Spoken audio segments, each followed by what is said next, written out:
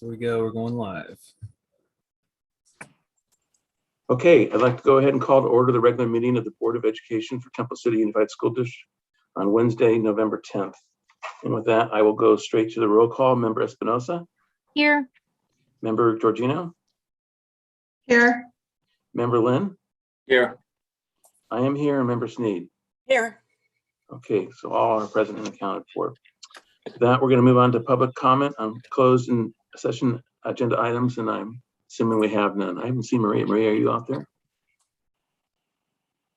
She didn't have any as of late this afternoon. Okay, I'm going to assume we have none. So with that, I'd like to go ahead and call for a motion to adjourn to closed session. And during closed session tonight, we will be discussing personnel matters under Government Code 54957, conference with labor negotiators, and I'm the designated representative, and the unrepresented employee is the superintendent, and that's under Government Code 54957.6. And then conference with legal counsel, anticipated litigation under Government Code 54956.9, subdivision D4, and there are 3 cases. I have a motion and a second to adjourn, please. Motion from Member Lynn and second from Member Espinosa. And I'll go ahead and take the vote. Member Georgino? Yes. Member Lynn? Yes. I'm a yes. Member Sneed? Yes. And Member Espinosa? Yes. Okay, so we are now adjourned to closed session. There's Marie. Hi, Marie. Can you share the motions with me after, Matt or Donna? Hi, Dr. Lynn.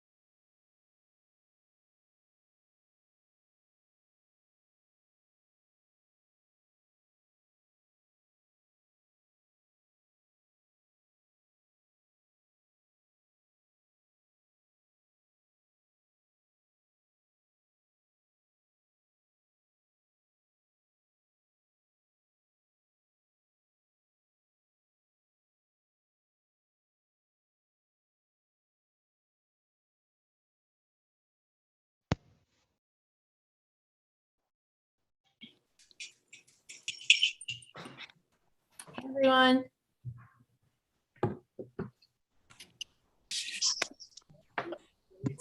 Hey, go over there.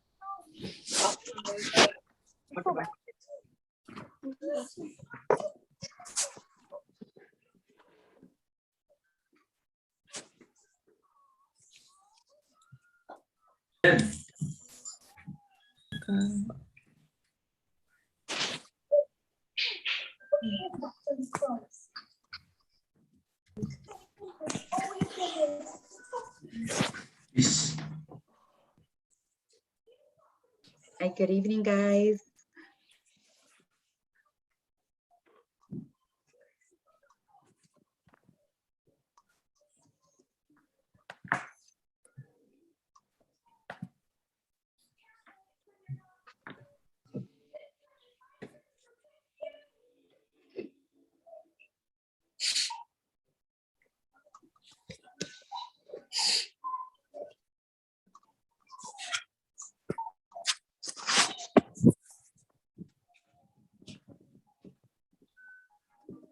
How it can evolve?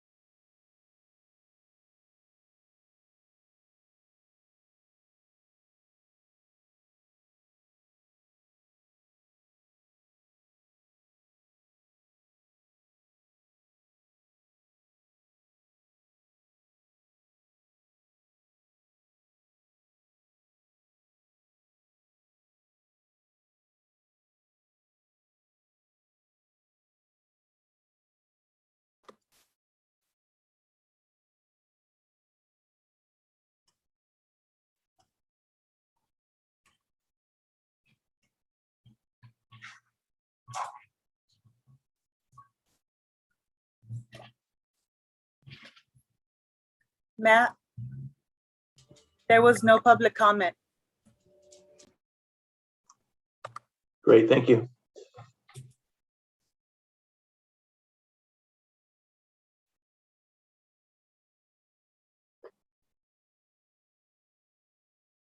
We have a little more than a minute to go, and then we'll get started.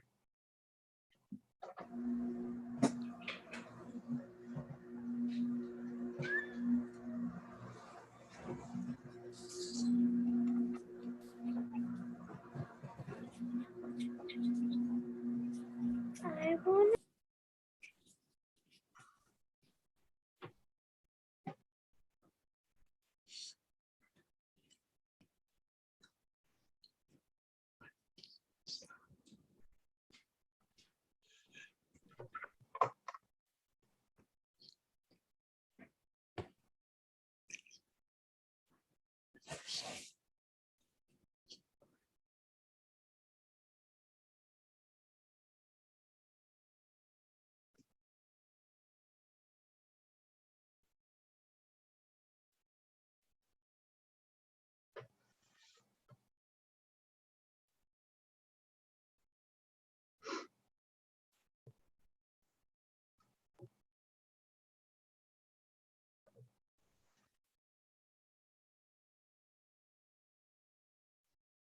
Okay, hi, everybody. My name is Matt Smith, and I see that it's 7 o'clock, so I'm going to go ahead and get our meeting reconvened to open session. May I have a motion and a second, please?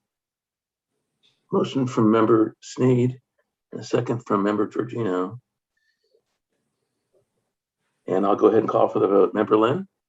Yes. I'm a yes. Member Sneed? You're muted. Yes. That's Yes, and unmute. right. Member Espinosa Yes. and Member Georgino. Yes. Okay, so motion carries 5-0. With that, we are on to item 7, which calls for an announcement that tonight's meeting is being digitally recorded. I think everybody probably understands that. And then we'll move on to the Pledge of Allegiance that'll be led by Member Sneed tonight. Mary?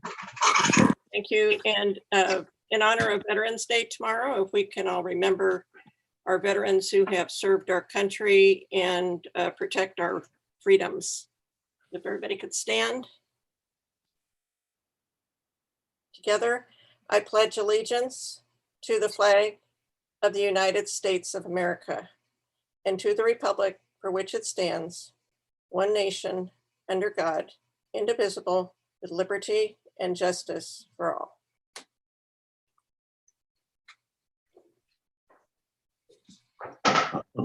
Great, thank you, Mary. So with that, we are moving on to item number 9, announcements of action taken in closed session, if any, and I do have an announcement to make.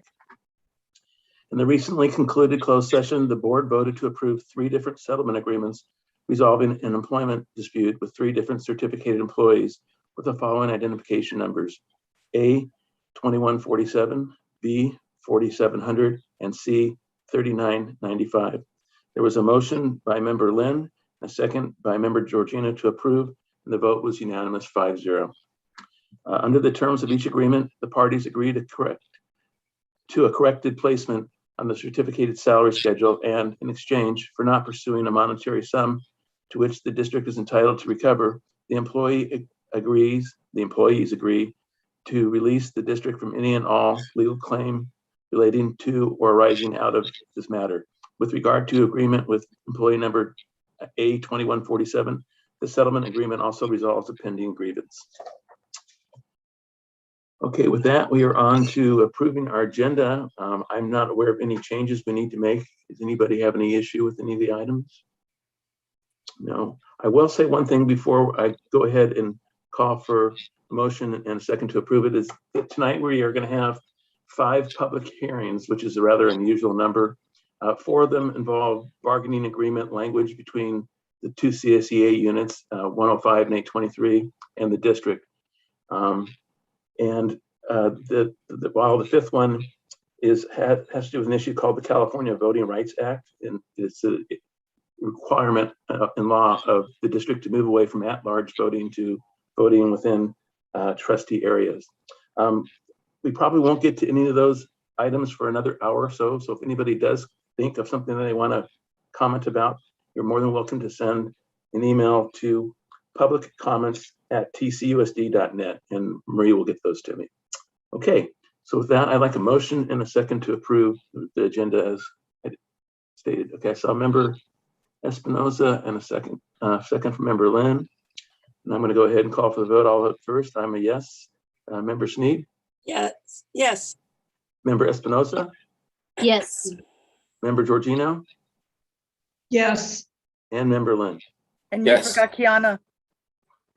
Oh, I don't see Kiana. Is she here? Thank you. Yes, I'm here, President Smith. Okay. Preferential vote? Yes. Okay, thank you. All right. So with that, we're on to one of our highlights of the evening, special recognition presentation from Larosa Elementary School, Principal Linda Arida, and teacher Cindy Young to share with us the TED Ed program. Ladies, I'm not sure who's going to lead it off, but okay, go ahead, Linda. Hi, good evening. Can you guys see my screen? Yes. Yes. Oh, wonderful. Okay, good evening, Temple City Unified School District board members and cabinet members. My name is Linda Heredia, and I am the humble servant and proud principal at Larosa Elementary. Go Rascals! Prior to our main presentation, I would like to express 5 recognizable references at Larosa Elementary.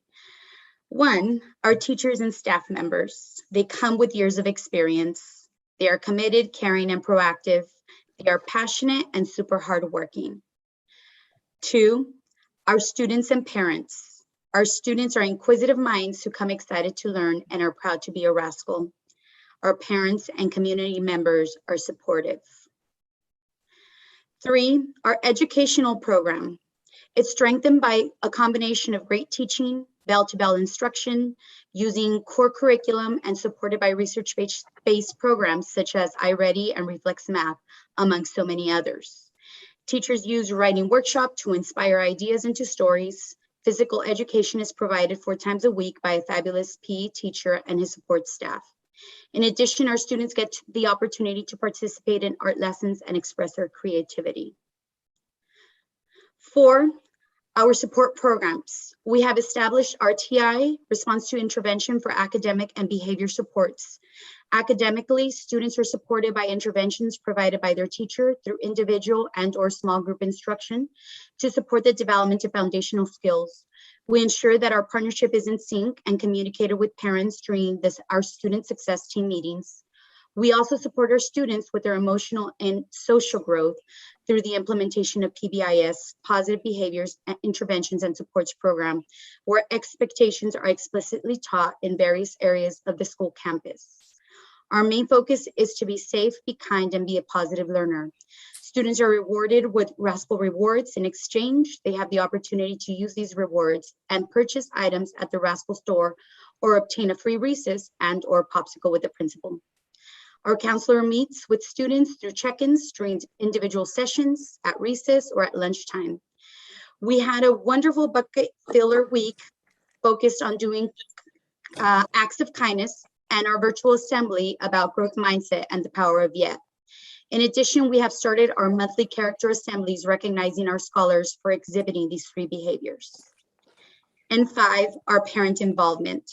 Our parents are involved and take pride in being part of Larosa community. Parents stay informed through our weekly communication and contact with teachers. They participate in the monthly coffee with the principal meetings. Our parent leaders participate in our SSC meeting and ELAC meetings. PTA supports our school through fun activities and events. Oregon? Yeah, did you go Oregon? There truly are many more recognizable references at Larosa Elementary. However, I would like to toss a baton off to Mrs. Young, our 3rd grade teacher and after-school TED program leader, who will share about the brilliant little minds and the opportunities they Can I interrupt for a minute, Linda? Somebody doesn't have their mic muted. It's making a lot of background noise. You could all mute your mics. That'd be great. Sorry. Yeah, what you telling? So what's up, my nigga? Andy, can you figure out who that is and mute him? You're like, you're in a wheelchair and all that stuff. Oh, okay. Oh, hold on.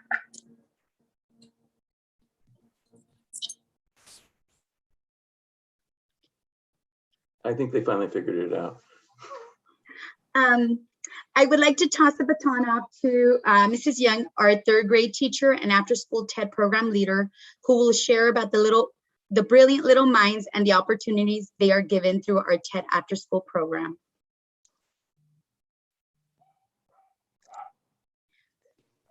Thank you so much, Ms. Heredia. I do appreciate that introduction. What a lovely presentation about our awesome school. So thank you. I would like to begin by thanking the Board of Education, the District Cabinet, and my principal, Ms. Heredia, for the privilege of speaking about Larosa's TED Ed Club. I'd like to begin by introducing the students in our club at Larosa this year. So boys and girls, when I say your name, if you could just give a little wave. Kaylee Ho, Kylie Tran, Chloe Yuan, Monsi Prasad, Alexa Miller, Michaela Ariano, Ivy Shao, Mitchell Tsai, Alita Chang, London Shields, Abigail McKeon, Angelina Yuan, Xavier Miller, Ellie Kwok, Abby Mao, and Jeremiah Pablan. So thank you, boys and girls, for being here tonight. So there's a powerful and awe-inspiring TED Talk titled "If I Should Have a Daughter" by Sarah Kay. And in her talk, she talks about an assignment that she gave her students titled "The 10 Things I Know to Be True." So tonight, I would like to share some things I know to be true. The first thing I know is that I would make chocolate ice cream its own food group if I were in charge of the food pyramid. So I know we all have a story to tell, a unique, beautiful, tragic, heartbreaking, uplifting, you fill in the blank, story to tell. We are all storytellers. Our stories are what connect us to one another.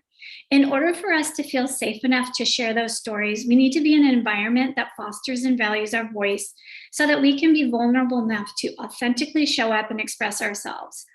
TED Ed Club is that safe place for students. It's where they discover that their voices not only matter, but that it needs to be heard.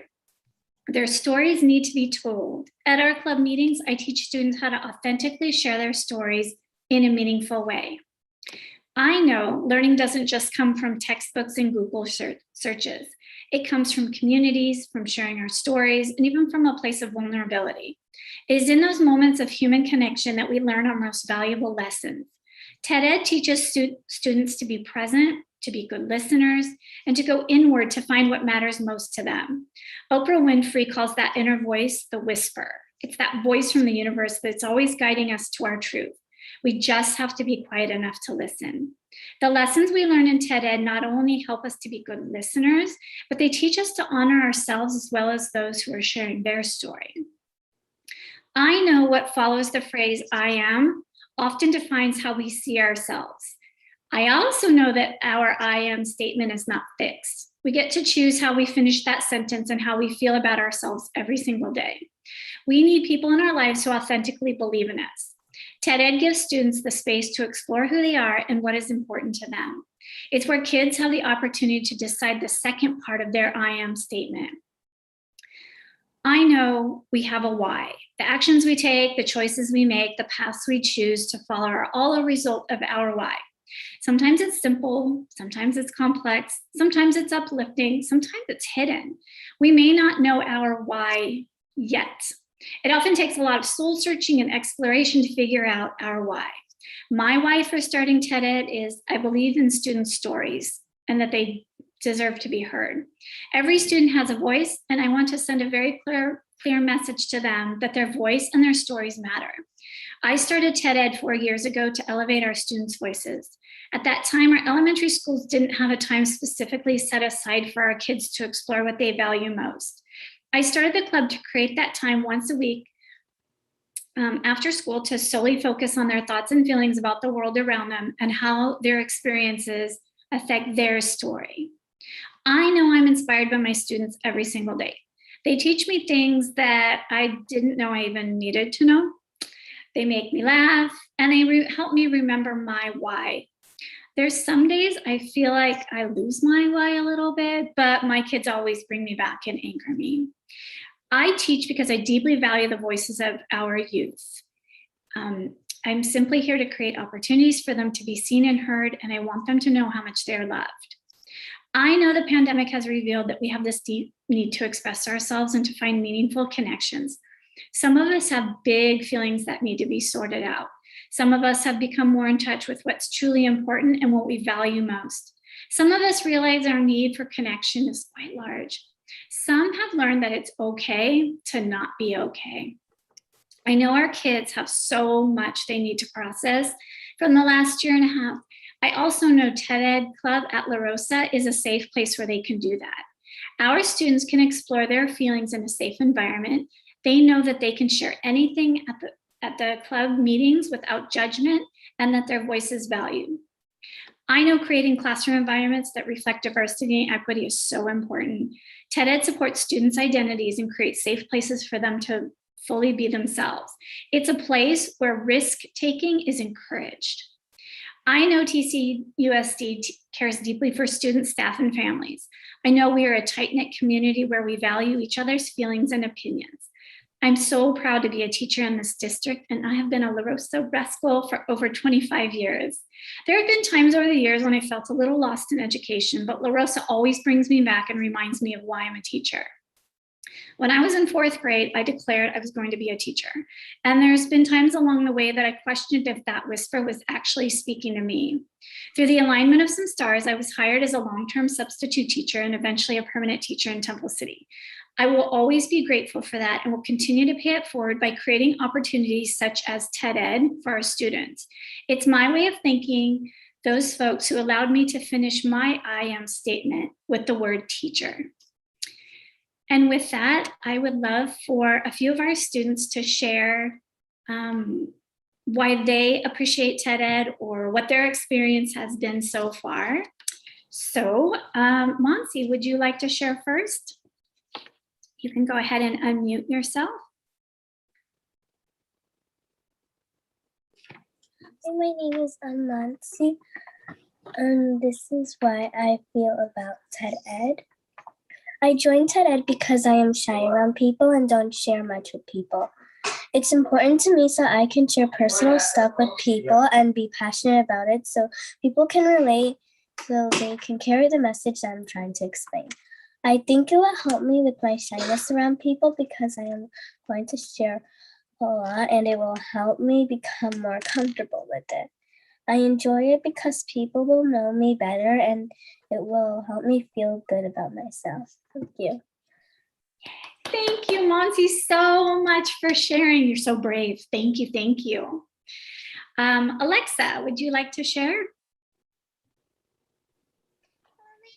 Alexa Miller. I'm going to share with you all the things that I really like about TED Ed. TED Ed is really fun because I get to talk to my friends and it teaches me things about them. TED Ed helps me because it helps me share things inside me, like, for example, my anxiety. And it helps me know that I'm not alone and it helps me calm it down.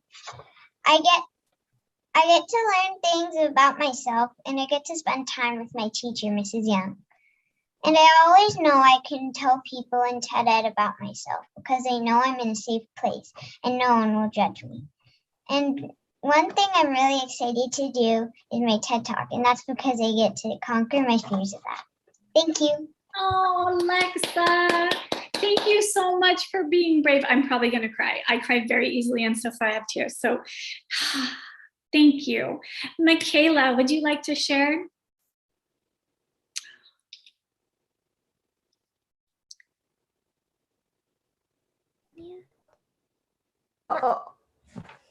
Hi, my name is Michaela Ariana. TED Ed is a great place. I joined TED Ed because I want to be a person to tell something important that will help the community be a better place. TED Ed is fun because you can make new things and learn new things too, and make new friends. It helped me become a better person because when I see a problem, I try my best to fix it. Also, TED Ed helps me open my voice. What I mean by opening my voice, TED Ed makes me feel comfortable to share what is important to me.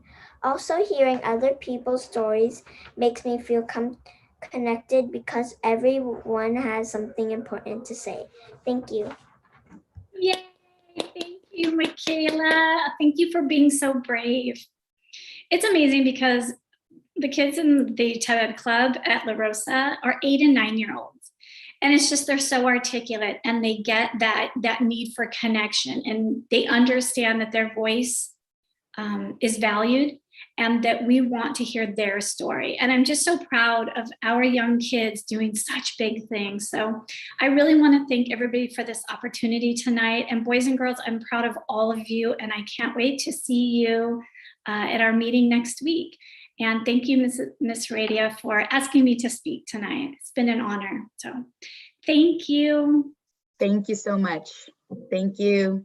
Thank you all. It was a fabulous presentation as always, and it's very cute to see the kids do that. So thank you. Thank you. Okay, so now we're going to move on to item 13, public comment on agendized and non-agendized items. Anything in late breaking there, Marie? Nothing, Matt. Okay, then with that, we'll move on to community update by me. And I just have one, something Mary touched upon. Tomorrow's Veterans Day and the city has right? The city has a very nice Veterans Day celebration every year. Includes speakers from the military and who tell us a little bit about what they've done. Includes a flyover of airplanes and just a nice way to say thank you to all our veterans. So that's at 10:30 at Temple City Park. And if you don't have anything to do, you should go there and see it. With that, we're going to move on to district updates, starting first with business services and Connie Wu. Connie, what would you like to share with us? Good evening, Board President Smith, member of the board, Superintendent Dr. Froger. And last Saturday, I attended Rally for Life with the other executive cabinet members and Marie in the Temple City Park. And this is my first event since I joined the district. And I met the board member in person. And it was a great event. And thank all of those people who work very hard for this event to make happen. I had visited all the district school campus and met all the principal. I scheduled meeting to meet the department head and some principal go over their budget. And I have all their need in regarding of their site facility. I also had a meeting with LPA architect firm who is in charge of facility master plan. And I request and they agreeing that since we have several new school side principal and they will do another round of school side campus meetings with input from our newest principals. And they also consider my request to do the second round of school side visit with Dr. Froger, me, and Anthony Salazar. And I confirm with them that the assessment of current school side cross-border facility need should be the top priority when they starting develop the facility master plan. So I will keep the board informed when the plan is developed and in the process. That will be my report. Thank you. Thank you, Connie. We're going to move on now to educational services, and Dr. Fricker will be addressing that tonight. Kim? You're muted. Oh, sorry. Thank you, President Smith. And members of the board, this hopefully is my last time doing curriculum instruction, and then I will bequeath it forward to Mr. Holmes, who will be taking it on hereafter. So with curriculum instruction and educational services, the focus has been on acceptance and equity and really doing a needs assessment across our district and looking at all of those areas like A through G classes, access to those, advanced classes, and or intervention opportunities, dual enrollment, parent engagement, cultural competency, especially how that relates to the instruction that goes on inside of the classrooms, and how that relates to formulating what our goals and initiatives are moving forward with acceptance and equity. So a little bit later in the presentation, we're going to have a presentation by Mr. Scott Sherman and Miss Amy Gerling with regard to a new course that's on the horizon and that is now a graduation requirement for us. And then what that looks like and how we are really addressing that and the time that we're taking to explore all of those opportunities to improve acceptance and equity across our campuses. And then showcase that when we do reveal that course a little bit later on. But they will give you a preview of that a little bit down in the agenda. One of our goals has been, since the pandemic has risen, is to minimize the effects on student groups that have been adversely affected by the pandemic in terms of learning loss. So we are looking at data currently to see where are those groups, what are those needs, and then later on developing plans to meet those student needs in conjunction with our counseling team and with our union president and members of the leadership at various schools. So that will be forthcoming as well. And then we are working on developing professional development plans for both this year, the remainder of this year, but then also looking into next year so that we just make wise use of the time that we do have in working with our staff. We will be continuing on with the professional learning communities. We are doing that work this year, and that will be continuing on into next year as well. But we will also be gathering information and input on other professional development topics that members across the district would want to be included in our planning. So that is it from the land of educational services. Great, thank you, Kim. Moving on to personnel services, Dr. Tamar Cateroyan. Tamar, what would you like to share? All right, good evening, President Smith and board members. We held our staff development day on November 1st. The focus for our certificated members was in the areas of professional learning communities, PLCs, and iReady for our lower grade levels. Then that's our assessment program. The focus for our classified members was on CPR, first aid, and customer service. We have received the finalized copy from our Csaa Credential Monitoring by CTC. This was the report that we worked on submitting, and now we've received the final copy from them. We now have 30 days to review and correct misassignments and then resubmit it back to the CTC. We are working with our union leaders to set up our negotiations meetings for this year. We are hopeful and confident that we will be collaborative and smooth as we collectively make decisions for the best interest of our district members. And last but not least, we recently had a meet and greet with Connie Wu and our union leaders, where they shared with her the culture and traditions of the district, as well as our collective goals as we move forward. I will say we shared a good amount of laughter, and that's a really good place to start. So I'm glad we got to do that. And that is it for personnel services. Great, thank you, Tamar. Now we're going to move on to student services and Christopher Holmes. Chris, what would you like to share? Good evening, President Smith and school board. I just have a few items this evening. First, the grading period for our secondary schools, Oak Middle, the Dr. Doug Sears Learning Center, and the high school ended at the end of October, and grades were released. For the high school, it's a progress report, and so those progress reports came out. The elementary schools trimester, first grading trimester, ends this Friday. And those grades then will be reviewed between parents and teachers at conferences, which will take place right after Thanksgiving at the end of the month of November, going into the first week of December. Our LPAC coordinators at the sites have completed reclassifying, and we're looking at those numbers, and I can have exact numbers at our next board meeting of how many of our Temple City students have reclassified. PBIS is continuing to be rolled out at the sites. Monica Lukesh is doing an excellent job with helping each site meet them where they are currently at with PBIS implementation, and plan not only in the short term, but over the course of the 3 years that it actually takes to fully implement PBIS. Our schools have been very receptive to this program, and I want to commend all of the school sites for their collaboration in taking on this challenge, in supporting our students in developing proper behaviors and good behaviors for lifelong success. On a side note, there was a great presentation to our elementary schools for trauma-informed practices by Monica Lukesh as well during our November 1st PD, and the conversations that took place in that meeting helped connect how not only is PBIS something that's important in our district, but also the full rollout of MTSS, which is a state mandate in supporting all of our learners. So there was really great conversations in that part of the PD that day, as well as the work done by Scott and Amy on the PD for PLCs, which I thought went really well. I had the honor of being a part of those conversations at the high school, and the work that was put in by our staff members for PLCs was excellent as well. So that's all we have from student services today. Thank you. Great, thank you, Chris. With that, we're going to move on to educational technology and Susan Himmons. Susan, what would you like to share?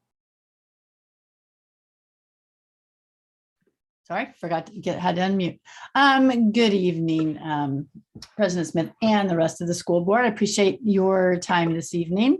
I think we'll start with the virtual academy. We are holding at about 107 at the secondary level, so middle school and high school. So that hasn't changed much. We've had a little bit of movement, not much. We do have 3 students who are asking to join the virtual academy, and hopefully that will take place next week, that we'll get them moved over.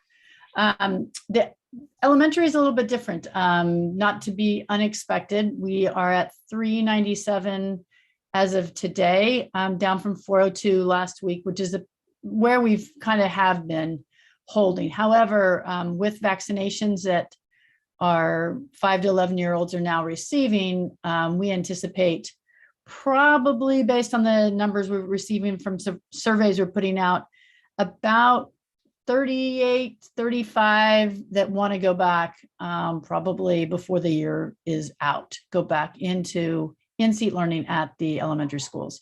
Now, this will either first preference is to have them return to their home school. However, if there are not seats available, then they will be placed at one of the other elementary schools, depending upon where the openings are. This was all part of what they were informed of when they joined the virtual academy. Some who cannot return to their home school are looking at, hang on one sec.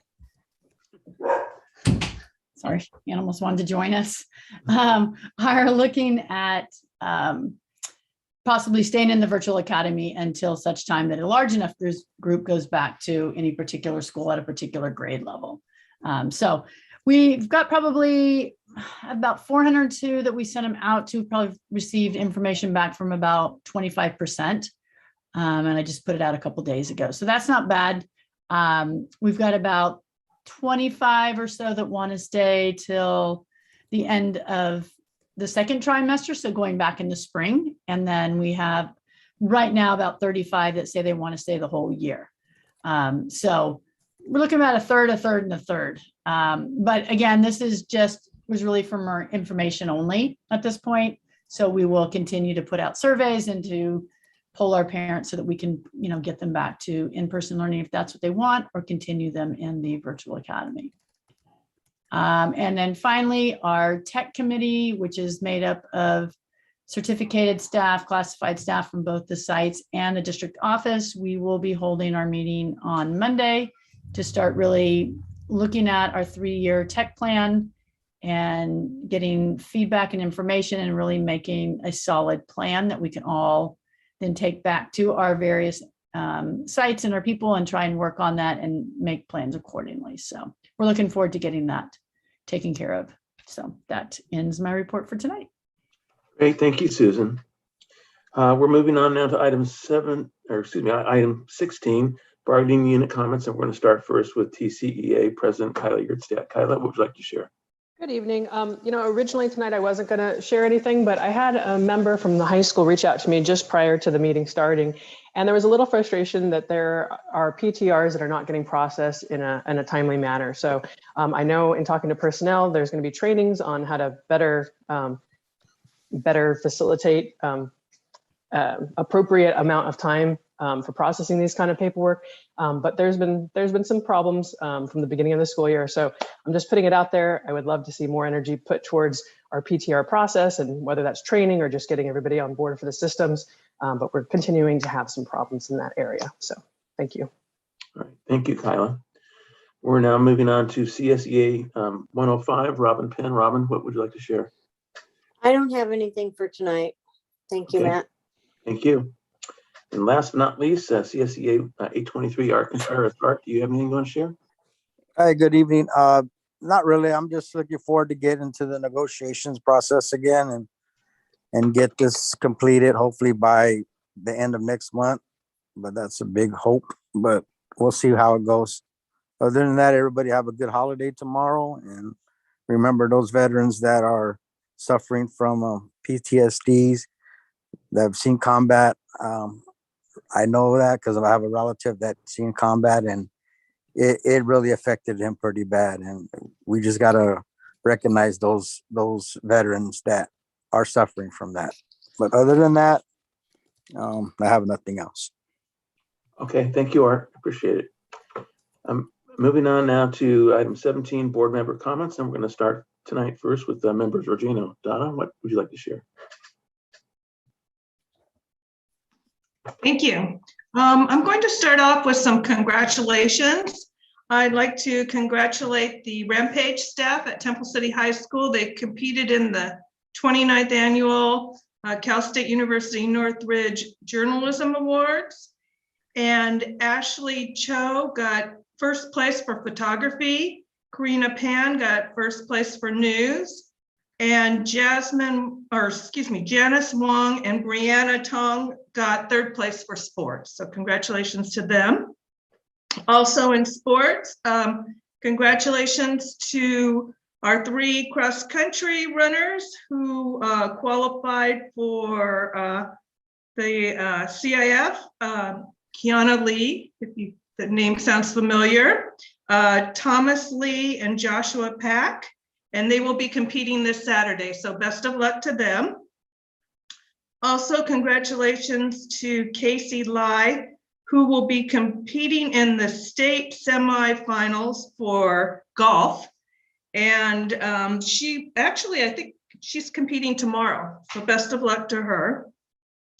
I'd like to thank all the people, all the staff and students who supported Relay for Life. Last I heard, we had raised over $53,000, which is really amazing, especially for this year. We weren't sure how we were going to be able to do, but 53,000 is kind of a normal year for us. So that was really great. And thank you for all the support we got. PTA Reflections, just a reminder that November 19th is the deadline for that. And we hope to get lots of participation from all our schools for this PTA program.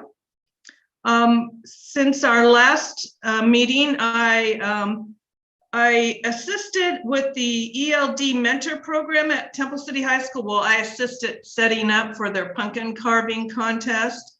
Or it wasn't a contest, it's just an activity that they did at the high school. That's really a great program, and hopefully when things get back to normal and we can go on the campus, we'll be able to see some of the activities they do, because it's really a great program for our students that are new to this country. Also, I attended the football game where I helped out at the snack bar, and that's a lot of fun. I'm sorry football season is over with, but I'll look forward to doing it again next year. And last but not least, I wanted to announce that the band at Temple City High School is doing a poinsettia sale. And if you have never bought their plants before, they're really beautiful. They're very healthy looking, very full, large poinsettias. For only $10. So if you do not know a band member and you'd like to buy some, they make great gifts, great decorations. Please get in touch with me and I'll hook you up with one of the band members. Thank you. Great, Donna, thank you. Moving on to Member Lynn. Mike, what would you like to share? Thank you, President Smith. I would like to start by wishing everyone a happy Veterans Day holiday tomorrow. For all the veteran heroes and heroines watching and tuning in, thank you for your service and sacrifice. Also, kudos to our Larosa students and faculty and principal in our special recognition this evening. It's always a joy to see our Larosa Rascals light up a meeting. Also, since our next meeting is after Thanksgiving, I would like to wish everyone in advance a happy Thanksgiving. Thank you all, and this is all for me. Thank you. Great, thanks, Mike. I'm going to go ahead and go next. I would like to thank and congratulate Cindy Young and Linda Heredia for the presentation they did with Larosa Rascals earlier tonight. I thought that was very nicely done, as always. I also had a chance to attend the Relay for Life last Saturday at Temple City Park, and Donna, talked about they raised somewhere around $52,000 at least. That's over $500,000 now for what they've done in the last 10 years. So that's a great job. I had a chance to go to the football game as well and got to see some of the Oak Avenue kids perform in the stands. And I know one band director was very happy with that. I'd like to thank the 9 people and organizations listed in our agenda tonight for their contribution of $822.82. And like Mike, I want to wish everybody a happy Thanksgiving coming up in the next couple weeks. And I've been kind of monitoring the different newsletters, and I see that, as was already mentioned earlier, that parent-teacher conferences have started, and there will be more actually at the end of November and October. So that's all I have to say. Mary Sneed, what would you like to share? Okay, thank you, Matt. First, thank you to Larosa. It's always great to hear from the TED Ed kids. They are so articulate. It's just great to hear their thoughts. I attended the Temple City Schools Foundation meeting last night. They're continuing their work of supporting teachers and programs. They approved I think, 26 smaller classroom grants, and they also approved some larger ones. So they're continuing their support. Again, yeah, Relay for Life last weekend. It was a great day. It was nice and cool in the park, and we raised a boatload of money for cancer research. And I've been very proud to be part of Relay for the last 10 years. It's I want to thank all the district administrators who came to the opening ceremonies and supported Relay. Thanks to Becky French and her staff for sharing the second volume of the Royal Times. They did a great job. Donna mentioned our high school journalists. Congratulations to you two who won awards at the Northridge Journalism Awards. Lots of congratulations tonight. Pride of Temple City continues to place in their competitions. And again, by those beautiful poinsettias, they are $10 a plant, and they really do make the holiday very special. Kiana, good luck in your competition, in your next competition, and to your teammates, and to Casey Lee. I want to acknowledge our families who celebrated Diwali last week, the Festival of Lights. This month is also Indigenous Peoples Month. It's time to celebrate the rich and diverse cultures, traditions, and histories, and acknowledge the important contributions of our Native people. And lastly, tomorrow is Veterans Day, and as the daughter, the wife, the sister, and the niece of many veterans, I'm very, very proud of the service they gave to our country, along with our other veterans. And thank you to all the veterans who have stepped up to protect our freedoms that sometimes we take for granted. So thank you to every veteran out there. Thank you. Great, thank you, Mary. And now we are on to Melissa Espinoza. Melissa, what would you like to share?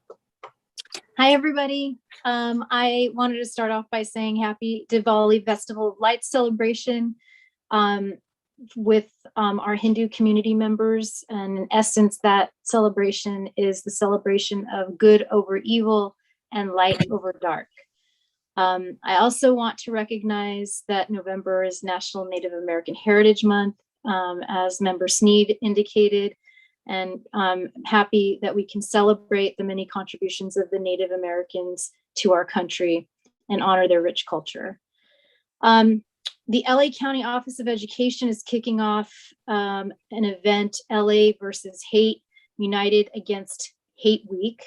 The purpose of the week is to raise awareness about the dangers of hate and the need for respect and civil discourse among county residents and students. They're offering, as part of the week of activities, free training that is open to residents, teachers, staff, and students. It includes ways to safely help victims of hate and ways to safely help stop hate in our community. So I'm hoping that information about that can be shared on our website, so that people can register to take that free training on November 18th. I also wanted to wish our community a happy upcoming Veterans Day tomorrow. Thank you to the approximately 20 million men and women who have served in the US military. We honor you today, tomorrow, and every day for the sacrifices each of you has made to protect and serve our country. So thank you. I'd like to thank all the community members and organizations that donated to our schools this period. Your donation is greatly appreciated. In terms of attendance, I attended the Temple City Schools Performing Arts Dine Out at Chipotle. That was yesterday. And then I also attended the opening ceremonies for Relay for Life, and such an incredible job that committee did in executing that event. It was such a success, and it's incredible the amount of money they raised this year. So kudos to the committee and the volunteers and to our community for supporting it. And then I'd just like to, wish administrators, staff, teachers, students, and families a very blessed and happy Thanksgiving.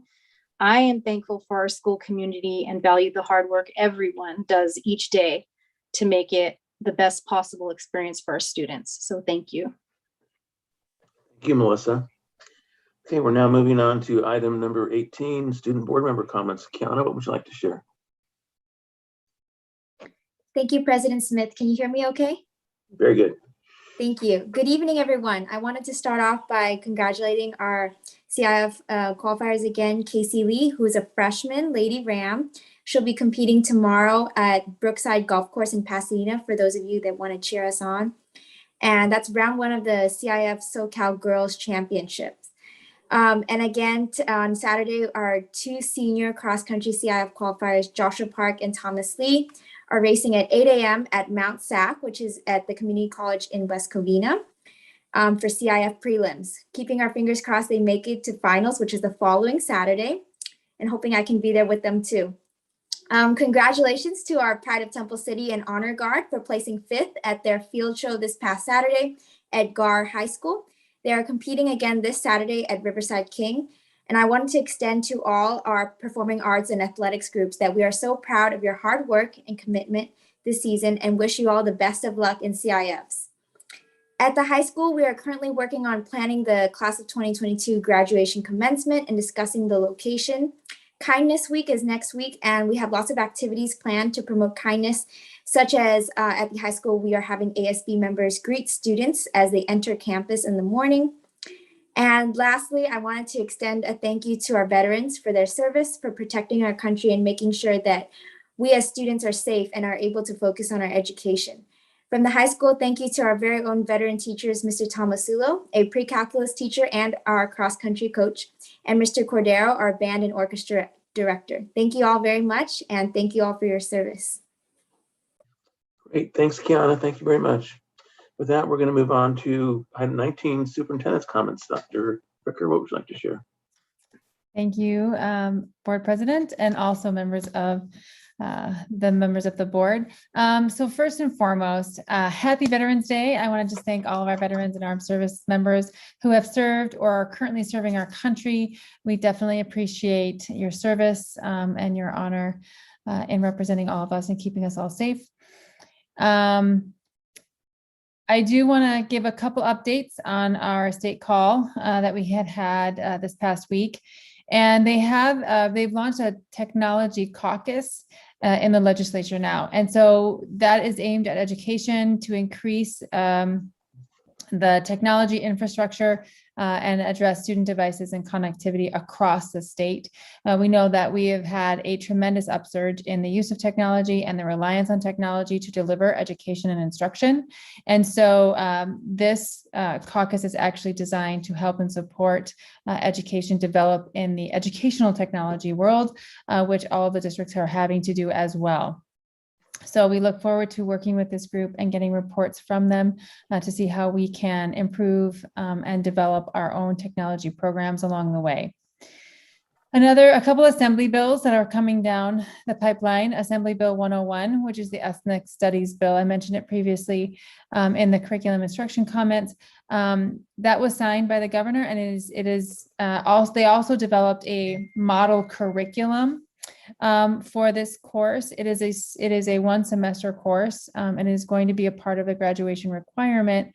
So we have to do a lot of planning and development in how Temple City would look at this class and how we would implement that. It does have a effect not only on curriculum, but also on staffing. So we want to be very careful and mindful in how we are going to do that. Tonight, later on in the board meeting, we are going to just give you an outline of where we are in the process and then kind of outline some of the next steps coming up and keep the board apprised as we go through this process. I know that there's a lot of fear and confusion around this class, and as we get more information and look at the curriculum and develop that curriculum, we will definitely be giving additional board presentations at our board meetings, just to keep everybody apprised of what we're doing.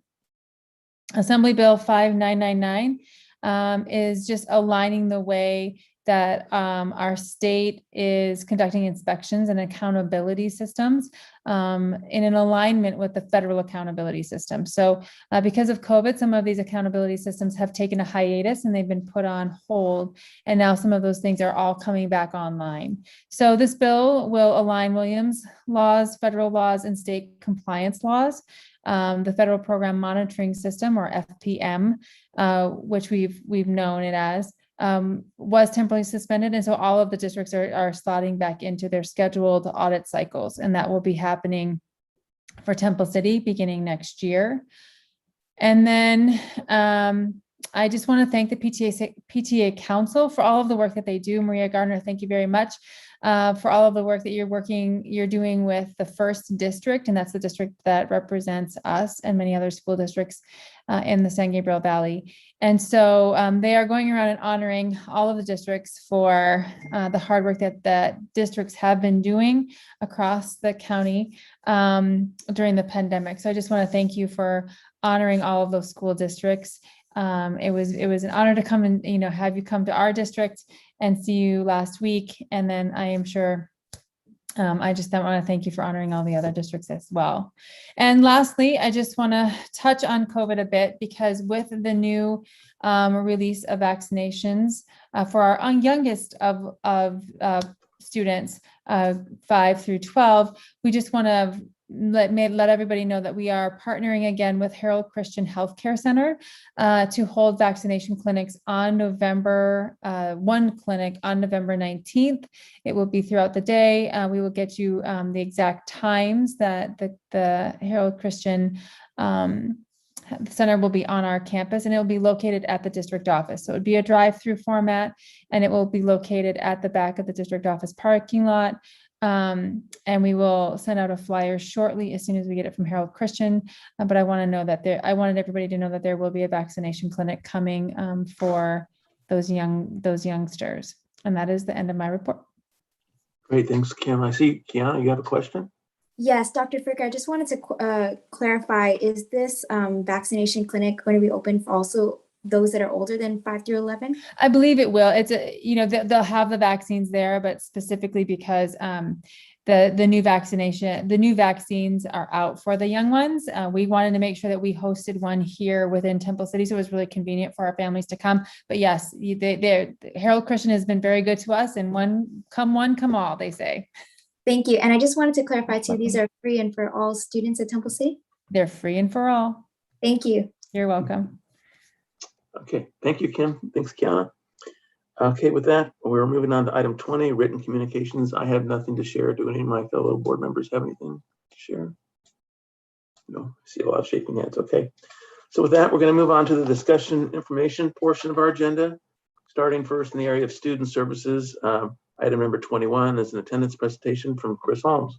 Chris, what do you have for us? Okay, President Smith, I'm going to try and share my screen. We'll see how it goes here.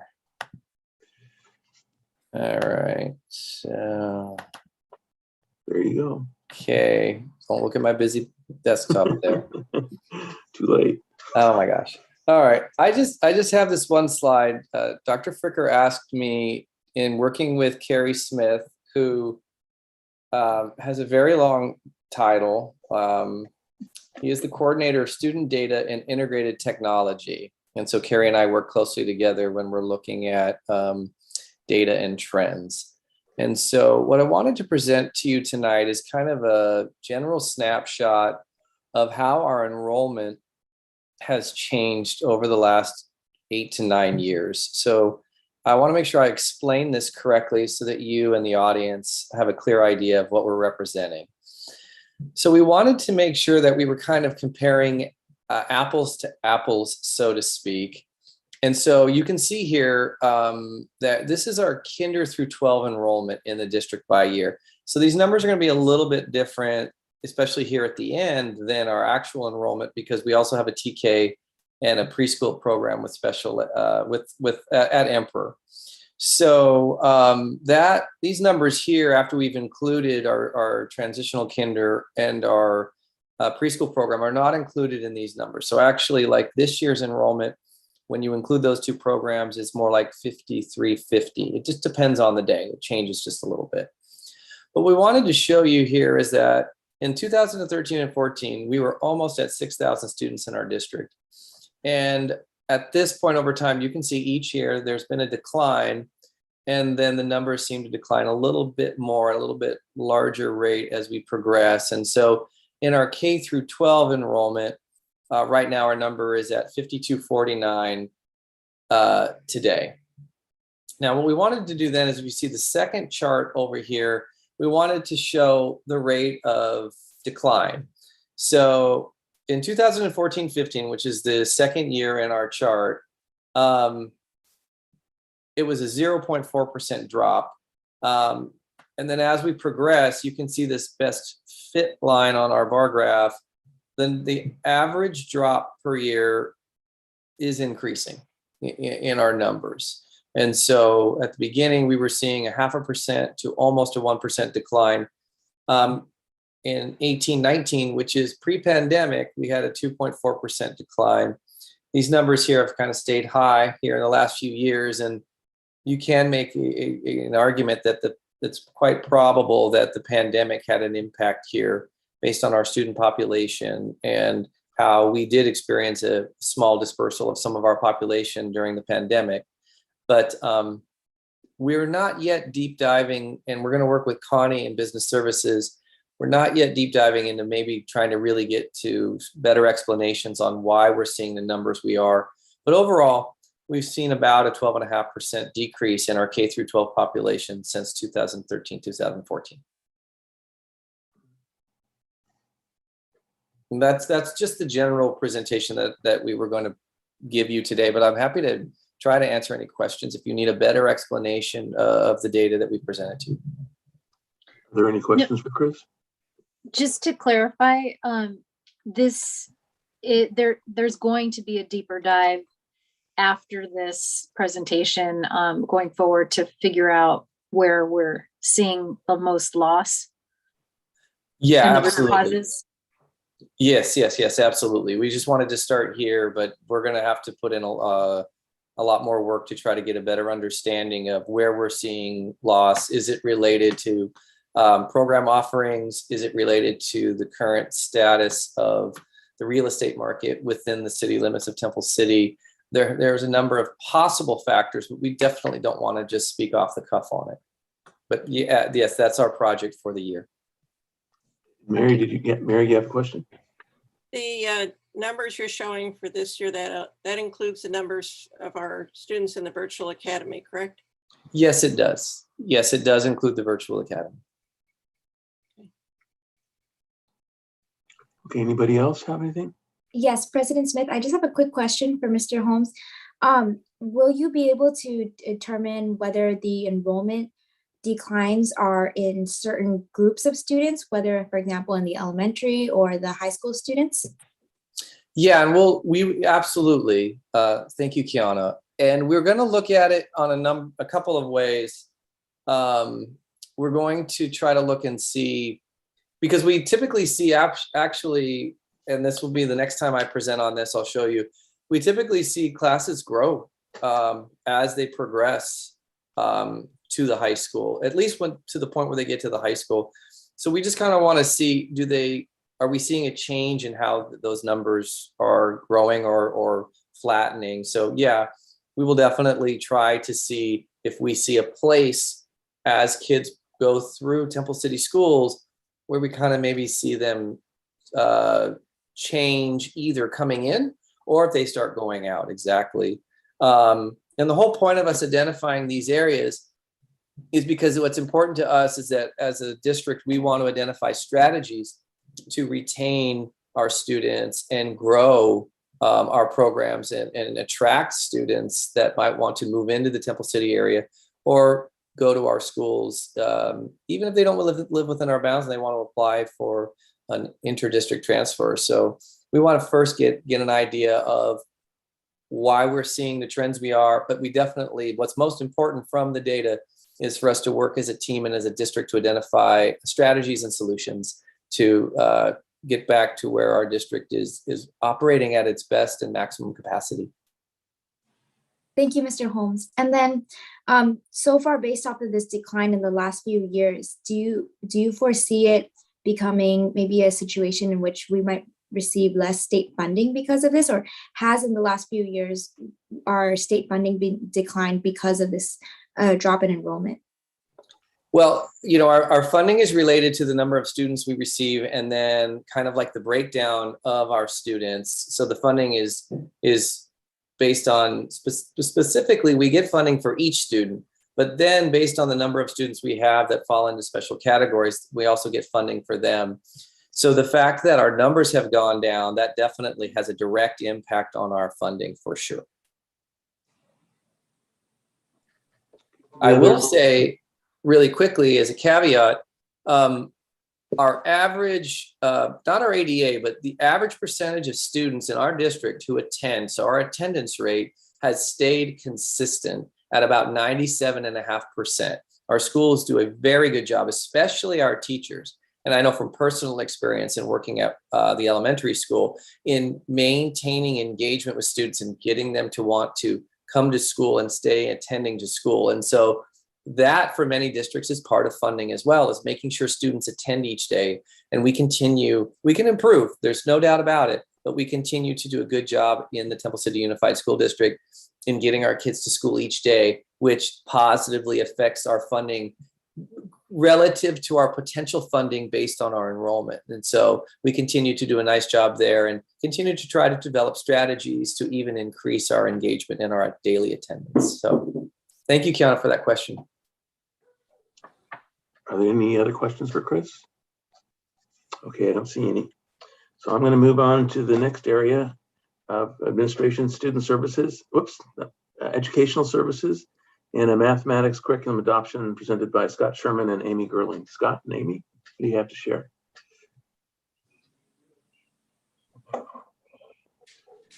Good evening, President Smith and Temple City Unified School District Board of Education, as well as any parents, students, and staff members that may be participating through the YouTube channel.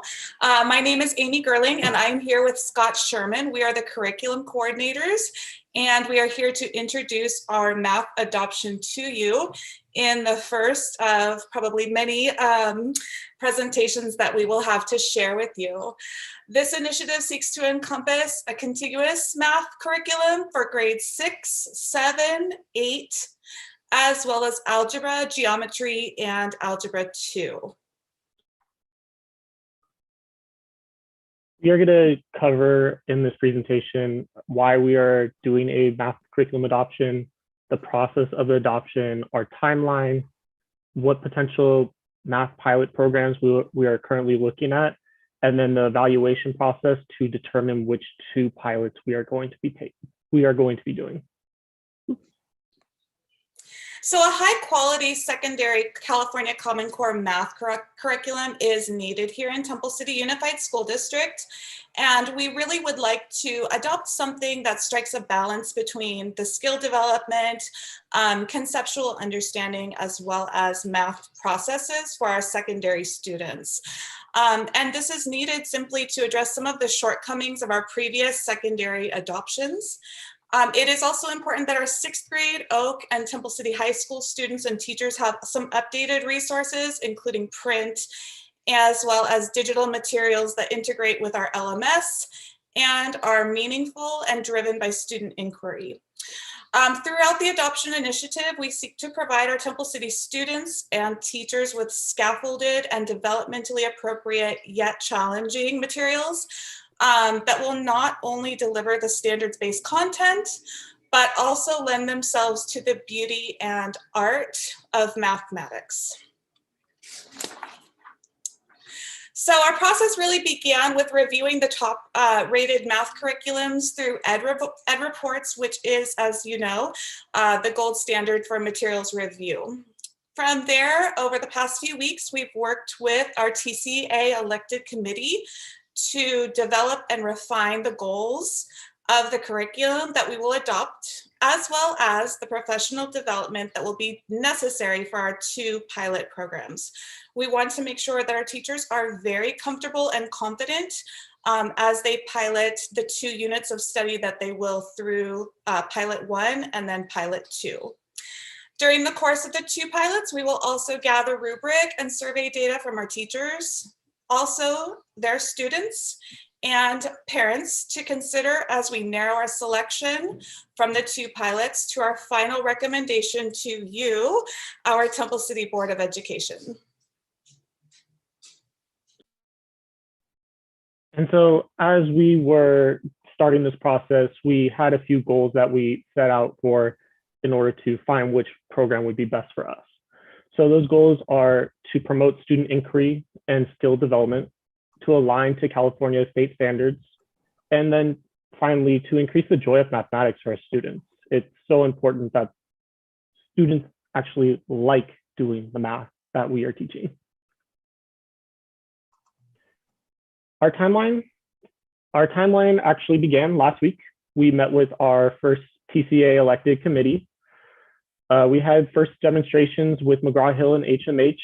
That was on this week. Today is our board introduction. Next week, we're seeing our next 2 demonstrations. Then we have a committee meeting to kind of just review what we saw in the demonstrations. By this November 22nd, we are going to have decided with our committee what 2 pilots we have selected. In December, we are going to publicly display materials of both pilots at the district and at sites. Our first pilot is December 13th to February 11th, and our second pilot is February 21st to April 18th. That's about 6 weeks per pilot. In April, the committee will decide what final program is the one that we are going to determine is the one we're choosing. And then in May, pending board approval, we will adopt. So the 4 potential math pilot programs that we are looking at is, as I mentioned before, HMH, Into Math, McGraw-Hill's Illustrative Math, Carnegie Learning, and then LearnZillion. To determine which 2 pilots we're going to look at, the committee came together and we created a rubric, a materials rubric of what we want to see in each pilot.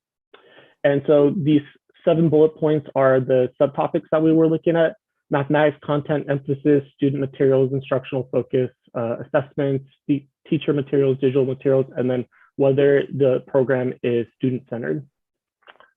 As Amy had mentioned before, we're looking at 6th, 7th, 8th, Algebra 1, Geo, and Algebra 2. And in our committee, we have 11 teachers. All teachers are going to be piloting at least 1 unit. And of those 11 teachers, that's going to encompass about 700 students. So as curriculum coordinators, Scott and I wish to take this opportunity to thank and express our gratitude to you, our board, as well as Dr. Fricker, Richard Lohman, Chris Holmes, and our dedicated TCA elected committee members. And they include Alan Wong, Shelley Scanlon, Greg Gian Gregorio, Karen Shea, Diana Lamb, Amanda Kasuyama, Melinda Vasquez, Jamie Campbell, Denise Galvan, Florence Lee, and Jeff Bogan. And we'd also like to take a moment just to thank our site admin and parents and students for their pilot participation and feedback. This is a big endeavor. We're grateful for the collaborative culture that these people and groups have brought to this adoption. So with that. Yeah.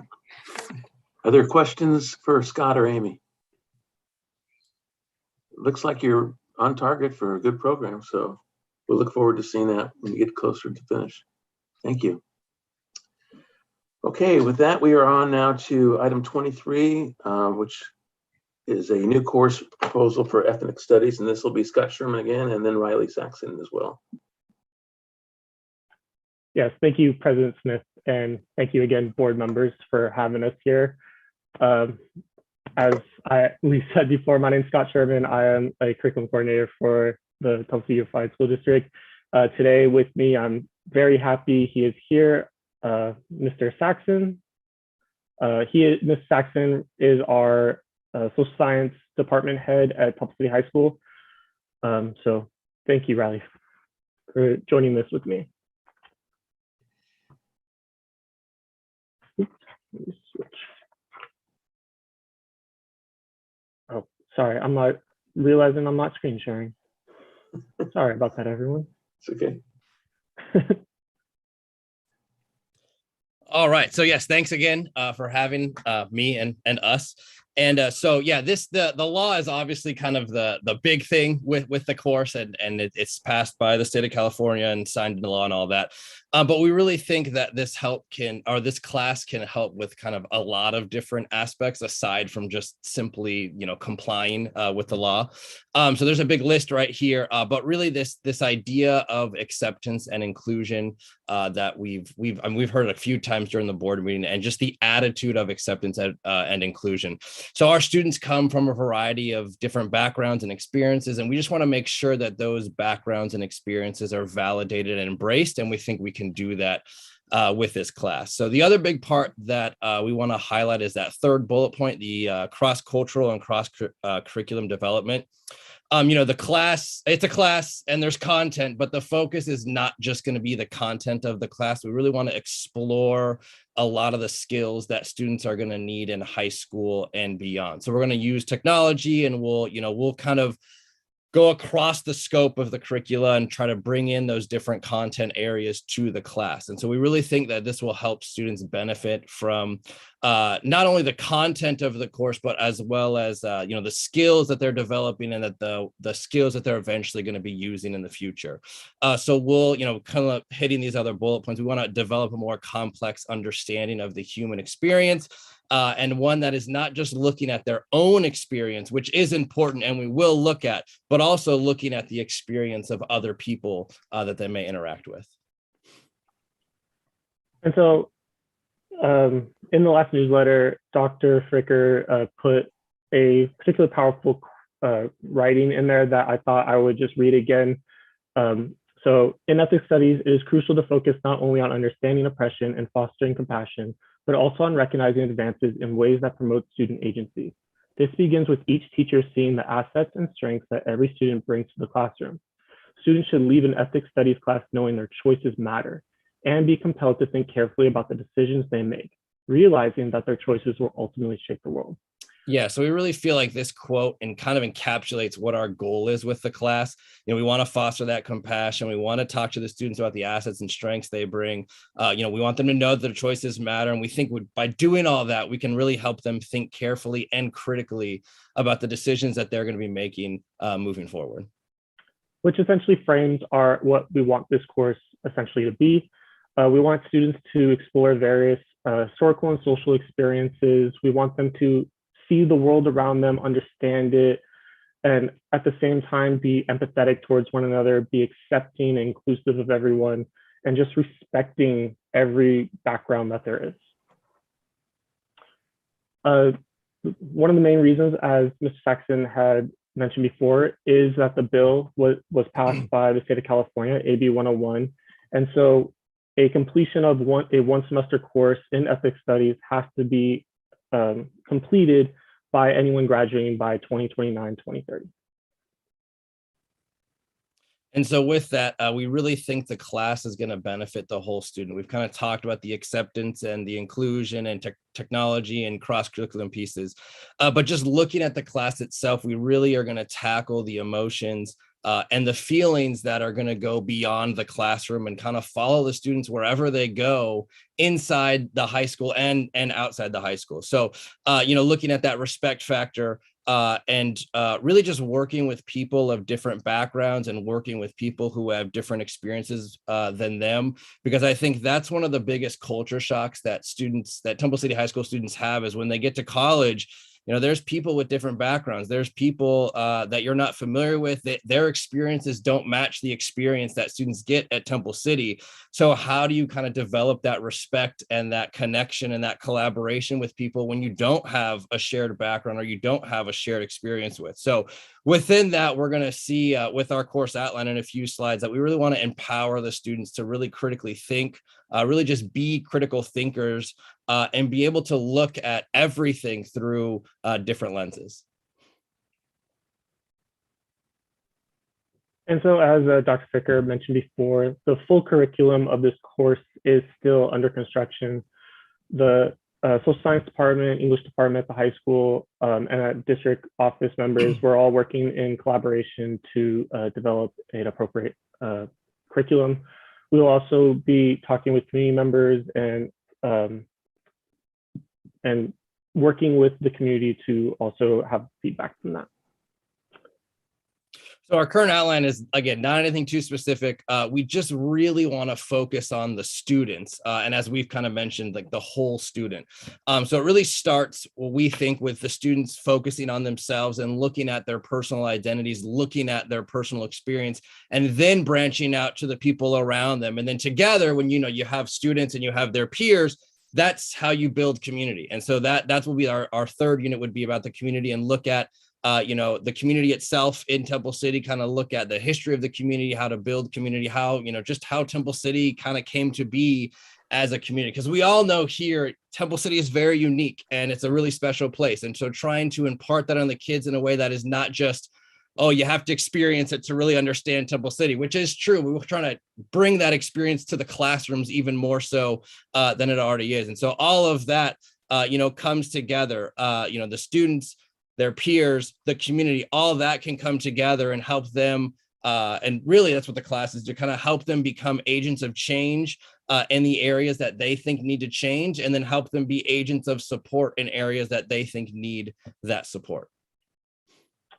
And so we're going to leave you today with just looking at what we really want from this class. We want moral ethics. We want students to know what they think is right and wrong. We want them to empathize with each other, and that comes from respecting each other's backgrounds. And then we also want that to eventually become to a community building in the classroom, at the school, in our local community, San Gabriel Valley, and farther up. So that is what we are proposing. This is going to be a course offering, hopefully a course offering 2022, 2023, and it is a semester course. And we thank you and open it up to any questions or comments you might have. Mary, you have a question? What grade level I know this is an elective they'll all need for graduation, but are you focusing on one particular grade level for the first year, or what is that part of the plan? I think we're looking at it kind of depends, obviously, like how many kids are interested, but ideally it's going to be open to everyone who wants to take it. And then I think once we kind of have numbers, we'll be able to kind of really hone in on how we're going to address, because a freshman has a little bit different experience than maybe a senior. But as time goes on, I think the plan is to make it more of a freshman intro course. One of the things that's been lacking at Temple City since I was there, which was longer and longer as I'm realizing each year, we haven't had a history class that is offered to history, or that offered to freshmen. So kind of bridging that gap between 8th grade and 10th grade history is something that the history department really wants to do. So if that's something that can be done with this class, that would be awesome. And if we have to propose another class that could be just for freshmen, that would even be better. So all that, the whole idea is acceptance and inclusion. So we're gonna accept and include every student who wants to take it. Anna, yeah, I saw your hand go up. Thanks, President Smith. Mr. Saxon, I just have a quick question. Because this is a new class that is being offered, hopefully next school year, and since it'll be a graduation requirement, will you make it a graduation requirement for the class of 2023? And if so, that would mean that every senior next year has to take it. Yeah, the law. Oh, do you want to go ahead, Ms. So Dr. I was just going to jump in, and we have Yeah. not decided or mandated that it would be a graduation requirement for the 2023 graduates. So this is a law that the state is actually gracious in allowing us to put it in. And I think the brilliance between both Riley and Scott is like, let's put it in and let's gradually see and evolve it into our curriculum. And let it like evolve organically and naturally into the scheduling. We do know that we'll have to work with counselors, and there's a lot of other additional things that we will have to do, but we will not make it mandated for the 2021 or 22-23 grads. Thank you, Dr. Fricker. You're welcome. Are there any other questions? I don't see any. Okay, thank you very much, Riley, Scott. Nice presentation. We'll look forward to hearing more as it evolves. Okay, with that, we are on to the discussion action portion of our agenda, starting in the area of administration, item 24, which calls for a motion to adopt resolution 2122-14, recognizing the state of emergency and reauthorizing teleconferencing meetings pursuant to AB 361, so that we can continue to meet like this. We have a motion and a second to approve. Motion from member Lynn. Second from member Georgino. Are there any comments or questions on this? No, I'll go ahead and call for the vote. Preferential vote for student member Lee. Yes. And then member Sneed, Yes. member Espinosa, Yes. member Georgino, Yes. member Lynn, Yes. and I'm a yes as well. Okay, so now we are on to item number 25, which calls for a motion to receive board policy for first reading. And it's BP 5126, awards for achievement. May I have a motion and a second to approve? Motion from member Linton. And second, I think it was Donna. And are there comments or questions? Kim, do you want to say anything? So just really quick, the board policy for awards and achievements, CSBA does allow provisions for scholarships for boards, school district boards to allow or provide scholarships which could be monetary in value. We currently do not have any scholarships for students that are monetary in value. And so what that would really look like is if someone left money, donated money as an endowment or something of that nature, and then they donated it in the vein of wanting to have a scholarship put forward. And some districts have that. We do not currently have that. So what our recommendation is to strike the language from the board policy. It's optional language, obviously, because some districts do have that factor within them and some districts do not. If any point in time we do have someone who wants to leave us an endowment, we can always add it back in. And so I know that our office, and I just want to just thank Vera Latre. She does all of our board policy update, works with CSBA to make sure that we have the current language and most legal language in there, and she does an impeccable job. And so we are just asking that the language be stricken. But again, if we ever have a situation where we want to put it back in, we always can. Okay, great. Thank you, Kim. Any other comments or questions? Kiana? Yes, Dr. Fricker, in regards to the district and school awards and so I noticed it says that we're awarding Golden State Seal Merit Diplomas, State Seal of Biliteracy, and State Seal of Civic Engagements. I'm just wondering, these will be awarded at the graduation commencement, and will students have to apply for these awards, or how will they be issued? So those 3 awards are supported by the state. And so we do want to make sure that we embody them and enroll them into our board policy here so that we can issue them. And that this is the first part of doing that. And then we work with the high school team and the counseling staff to come up with that criteria. They then communicate that to students, and then students can obviously be awarded. Some you don't have to have application. The counselors just verify that you've met the requirement, and then you will get the honor at the graduation ceremony. Thank you. You're welcome. Anyone else? No, I will go ahead and call for the vote then. Preferential vote for student member Lee. Yes. Member Espinosa, Yes. Member Georgino, Yes. Member Lynn, Yes. I'm a yes, and Member Sneed. Yes. Okay, so the motion carries 5-0. Okay, now we're moving on to item 26A, which calls for a motion to approve the opening of a public hearing to gather pre-map input on trustee areas, and that was one of the ones I mentioned earlier. I have a motion and a second to open the public hearing, please. Motion from Member Espinosa, second from Member Georgino. And I'll just go ahead and call for the vote. Student Board Member Lee, preferential vote. Yes. Member Georgino, Yes. Member Lynn, Yes. I am a yes. Member Sneed, Yes. and Member Espinosa. Yes.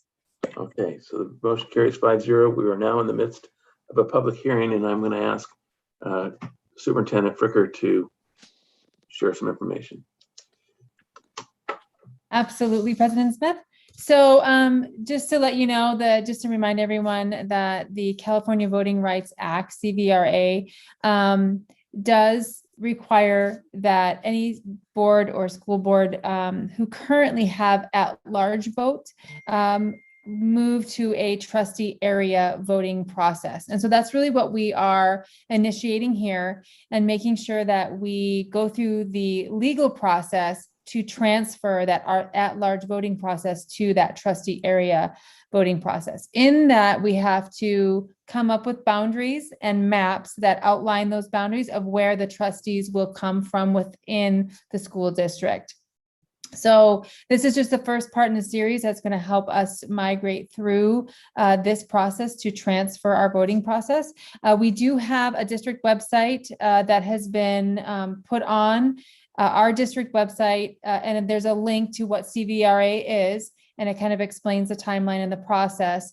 And we've also developed a email site at maps@tcusd.net, where families, staff members, any sort of stakeholders affiliated with TCUSD, they can send us an email, and then we can get a response back to them to answer any question, comment, or concern that they have with regard to transferring this voting process. So in addition, after every single board meeting where we do have an item on the agenda with regard to CVRA and this transfer of voting process, we will update our website accordingly to make sure that our community has the most updated and accurate information as we move through this process. So that would be it. Great, thank you, Kim. Maria, are there any members from the public who sent in comments? No, there weren't, Matt. Okay, thank you. Any You're welcome. comments from my fellow board members? No, then I will go ahead and call for a motion and a second to close the public hearing. A motion and a second, please. Motion from Member Lynn. Second from Member Sneed. And I will just go ahead and call for the vote. Student Board Member Lee, preferential vote? Yeah. Okay, Member Lynn? Yes. I am a yes. Member Sneed? Yes. Member Espinosa? Yes. And Member Georgino? Yes. Okay, so the motion carries 5-0. With that, we're on to item 27 that falls within personnel services. And it calls for a motion to approve change of Personnel Services Department to Human Resources. May I have a motion and a second, please? Motion from Member Espinosa and a second from Member Georgino. I think we pretty much covered this at our last meeting, and we all understand why. So unless there's a comment or question, I'll go ahead and call for the vote. Okay, I'll go ahead and call for the vote. Student Board Member Lee, preferential vote? Yes. I am a yes. Member Sneed? Yes. Member Espinosa? Yes. Member Georgino? Yes. And Member Lynn? Yes. Okay, so the motion carries 5-0. And hold on a second, 28A. Okay, so now we're on to item 28A, which calls for motion to approve the opening of a public hearing to discuss the acceptance of CSEA 105 2021-22 interest statement for negotiations with the district. May I have a motion and a second to open up the public hearing? Motion from Member Lynn and a second from Member Georgino. I don't imagine there's any comments or questions on this vote, so I'm going to go ahead and vote and ask for the vote for opening the public hearing. Student Board Member Lee, Yes. Member Sneed, Yes. Member Espinosa, Yes. Member Georgino, Yes. and Member Lynn. Yes. And I'm a yes as well. So we are now in the midst of a public hearing. And I'm just going to go ahead and read what we received from CSEA 105 in terms of the items they want to have discussed for negotiations. It says California School Employees Association, CSEA, and its Temple City Chapter 105, initial proposal for reopening negotiations for 2021 and 2022. Item Article 4, wages. They want to address CSEA increase in wages as well as increasing longevity. Article 8, benefits. CSEA has interest in providing dental benefits to part-time employees and interest in increasing benefits. And Article 12, holidays. CSEA has an interest in updating language to include the new Juneteenth paid holiday. And then lastly, there's an appendix. In Appendix J, it says CSEA has an interest in adding Appendix J Summer Savers Program. That's it in its entirety. I don't know if Robin, you want to say anything? Or if there's any members from the public that submitted anything, Marie? No? Well, you caught me eating my dinner, but no, I don't think I have to add anything. Okay. You read it very well. Thank you. Okay. Then I'd like to go ahead and ask for a motion to close the public hearing. Motion and a second. Motion from Member Lynn, second from Member Georgino. And I will just go ahead and call for the vote. Student Board Member Lee, Yes. Member Espinosa, Yes. Member Georgino, Yes. Member Lynn, Yes. I'm a yes, and Member Sneed. Yes. Okay, so the public hearing is now closed. So now what we need to do is accept the information I just shared. So I can call for a motion to approve or to accept CSEA 105 2021-2022 interest statement for negotiations with the district. May I have a motion and a second to accept, please? Ooh, looked like Member Espinosa, and was the motion, and the second was Member Sneed. And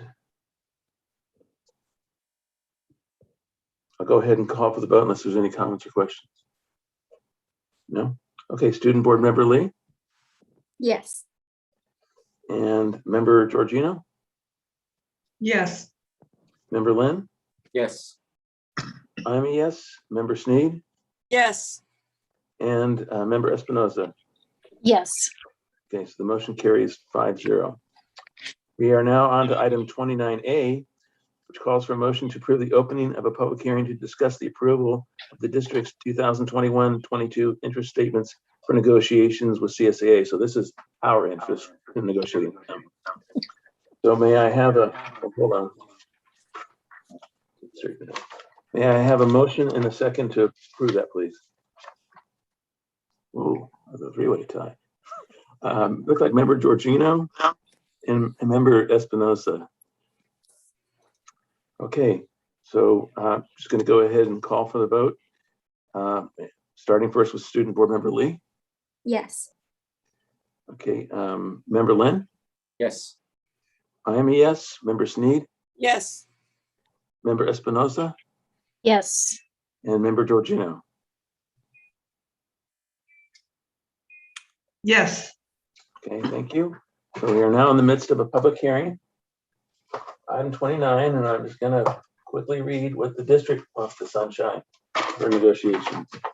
This is 2021-22 initial proposal of the Temple City Unified School District to the California School Employees Association, Chapter 105, for the period of July 1, 2021 through a date to be determined during negotiations. All provisions of the current CSEA collective bargaining agreement shall remain in full force and effect, except as indicated below.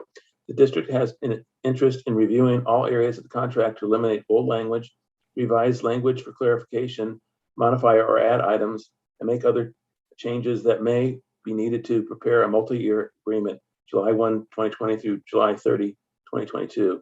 The district has an interest in discussing all current MOU agreements to determine the continuance, dissolution, or inclusion of the agreement. And this includes Article 10, leaves of absence. The district has an interest in discussing the language and information regarding vacation carryover days. And Article 6, hours and overtime. The district has an interest in discussing the language pertaining to the classified mentor/staff development program. The district reserves the right to make additional proposals and counter proposals in response to the California School Employees Association's initial response. So I don't know if there's really anything to add. Any members of the public or care to share? No, I know there's none there. Okay, then I'm just going to go ahead and call for the vote to close the public hearing. May I have a motion and a second, please? Motion from member Georgino, a second from member Lynn. And I'm just going to go ahead and call for the vote. Student Board Member Lee? Yes. Okay. I'm a yes. Member Sneed? Yes. Member Espinosa? Yes. Member Georgino? Yes. And Member Lynn? Yes. Okay, so we're now closed. So now I'm going to call for a motion to approve and accept the district's 2021-22 interest statement for negotiations with CSEA 105. May I have a motion and a second to accept, please? Okay, I saw member, I don't know if it was member Espinosa, or I will say member Espinosa and then member Georgina for the second. I think we'll just go ahead and go for the vote unless anybody has anything they want to say. Okay, I'm going to go ahead and call for the vote. Student Board Member Lee? Yes. Member Sneed? Yes. Member Espinosa? Yes. Member Georgino? Yes. And Member Lynn? Yes. Oh, and I'm a yes as well. Okay, so now we're on to item number 30A, which calls for a motion to open a public hearing to discuss the acceptance of CSEA 823/2021/2022 interest statement for negotiations with the district. May I have a motion and a second to open the public hearing? Motion from Member Lynn and a second from Member Georgino. And I'll just go straight for the vote. Student Board Member Lee? Yeah. Okay. Member Espinosa? Yes. Member Georgino? Yes. Member Lynn? Yes. That's me. I'm a yes. And Member Sneed? Yes. Okay, so the motion carries 5-0. We are now in the midst of a public hearing. And let me go ahead and share with everyone what CSEA 823 has asked to discuss. California School Employees Association in Chapter 823 would like to submit our initial proposal to bargain for the 2021-2022 fiscal year. The following items are Article 4, wages. CSEA has an interest to negotiate wages. Article number 8, health and welfare benefits. CSEA has an interest in adding language to this article. And the next item just says salary schedule. CSEA has an interest to add language to the longevity item. And so I'm assuming we received no more requests to speak. I lost my pen. Here we go. So I'm going to go ahead and call for the vote to open this public hearing. Starting first with Student Board Member Lee. Excuse me, yeah. I'm closing the public hearing. Excuse me. Student Board Member Lee. Yes. We need a motion. Oh, well, you're right. Thank you very much, Donna. So I have a motion and a second. I'll move. Motion from Member Lynn and a second from Member Georgino. Thank you. Okay, now Student Board Member Lee. Yes. Member Georgino. Yes. Member Lynn. Yes. I'm a yes. Member Sneed. Yes. And Member Espinosa. Yes. Okay, so the public hearing is now closed. We're going to move on to item 30C, which calls for motion to approve and accept CSEA 823/2021-2022 interest statement for negotiations with the district. May I have a motion and a second, please? I saw a motion from Member Georgino and a second from Member Lynn. And we're just going to go ahead and I'll call for the vote. Student Board Member Lee, preferential vote? Yes. Member Lynn? Yes. I'm a yes. Member Sneed? Yes. Member Espinosa? Yes. And Member Georgino? Yes. Okay, so we have now approved we've now approved a statement of interest. With that, we're moving on to item 31A, which calls for a motion to approve and open a public hearing to discuss approval of the district's 21-22 interest statements for negotiations with CSEA 23. May I have a motion and a second to open the public hearing, please? Motion from Member Georgino and a second from Member Lynn. And I'm going to go ahead and call for the vote. Preferential vote, Student Board Member Lee. Yes. Okay, I am a yes. Member Sneed. Yes. Member Espinosa. Yes. Member Georgino. Yes. And I'm a yes as well. So we are now in the midst of a public hearing to discuss the district's request. I'll read what it says.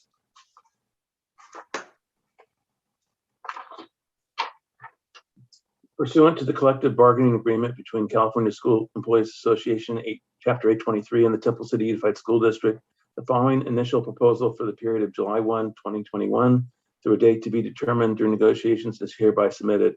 All provisions of the current CSEA collective bargaining agreement shall remain in full force and effect except as indicated below. The district has an interest in reviewing all areas of the contract to eliminate old language, revise language for clarification, modify or add items, and make other changes that may be needed to prepare a multi-year agreement to July 2020 through June 30th, 2022. The district has an interest in discussing all current MOU agreements to determine continuance, dissolution, or inclusion of the agreement. And specifically under Article 10, leaves of absence, the district has an interest in discussing the language and information regarding vacation carryover days. The district also reserves the right to make additional proposals and counter proposals in response to the California School Employees Association initial proposal. With that, I'm going to just jump to closing the public hearing. So may I have a motion and a second to close the public hearing, please? A motion from Member Lynn, a second from Member Georgino. I'll go ahead and call for the vote. Student Board Member Lee.